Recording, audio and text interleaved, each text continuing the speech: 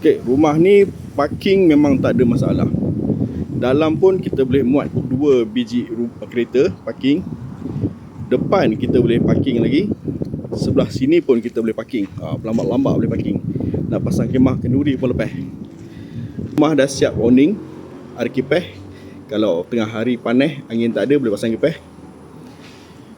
Saiz rumah ni besar, 22 kaki lebar, 75 kaki panjang. Porch dia saiz 25 kaki panjang, 22 kaki lebar.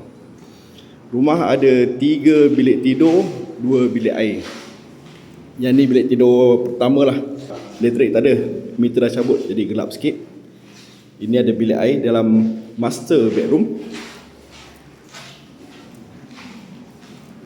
Belah sini ada bilik tidur yang kedua. Belakang bilik tidur yang ketiga.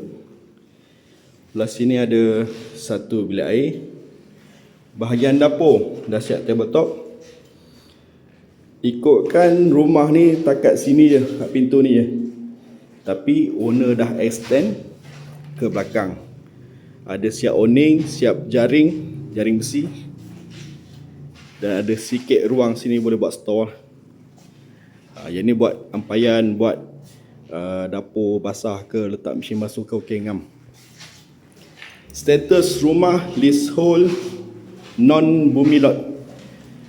Lokasi Seri Skandar Perak dengan harga 230,000 nego.